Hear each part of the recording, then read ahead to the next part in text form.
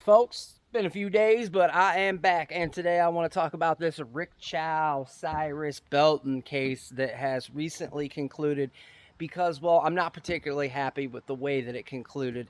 And now you may disagree with me, but just hear me out. I haven't spoken on this case because I wanted to wait until the trial had concluded, all the information was out, and yes, until the verdict was reached so that I could comment on the totality of circumstances. To you unaware, Rick Chow is a convenience store owner based in South Carolina, and the case revolves around his unaliving of a 14-year-old boy, Cyrus Belton, because he assumed that the young man had committed a theft from the store. Here's the thing, he didn't. Now, he most definitely did enter that store. He most definitely did roam around in a suspicious way. He most definitely did touch items and then return the items and then leave without the items. The assumption on Mr. Chow and his son's behalf, though, was that he did in fact shoplift something. And rather than calling the police, rather than maybe poking his head out the door and holler and come back here as the young man walked off, who again had not actually stolen anything, him and his son chose to chase this 14-year-old 400 feet, more than a football field. At which point, after this 14-year-old had ran for 400 feet, looked back and seen that he's still being chased down by two grown men for no legitimate reason, he pulled out a firearm. He pointed it at one of them, and Mr. Chow, the elder, subsequently withdrew his own firearm and ended this young man's life. And he was found innocent. And I do not agree with this verdict one bit.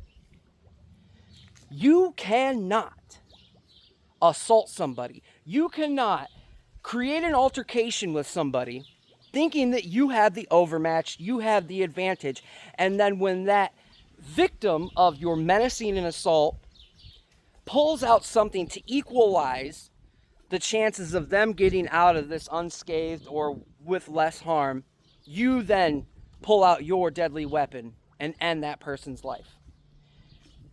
This altercation was not instigated by that 14-year-old boy. Yet this man has been found not guilty, and a huge part of it revolves around the fact that the young man had a firearm at 14 years old, which we all know, of course, is illegal. And I'm not saying that 14-year-olds should be running around with firearms, but I do understand, and I don't know the circumstances of his community, but I do know that there are violent, dangerous communities all across this nation that essentially require an individual to carry a weapon simply for protection. There are plenty of Black Americans in Chicago who have no intention of going out and gangbanging and robbing and harming other people, yet they still carry a firearm because it is legitimately that dangerous where they live. I'm not saying that I'm justifying it, but I find it hard to condone because I can't imagine what else I would do if I lived in a circumstance like that. But I cannot express to you how strongly I feel that this is truly a miscarriage of justice. Because in my opinion, the race is irrelevant. The fact that he was 14 with a firearm is irrelevant. What is relevant is that this young man did not commit a theft. He had not violated the rights or aggressed upon the store owners or their property. He looked a little suspicious, fair enough. But he didn't take anything. Yet, based off the assumption that he had by the store owner and his son, he was menaced, assaulted, chased for 400 feet before pulling out his weapon to defend himself.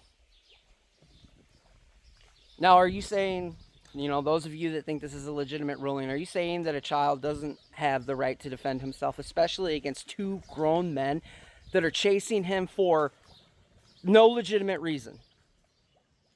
You cannot start a fight thinking that you have the advantage and then turn around and smoke the person you attacked when you realize that they might have the advantage.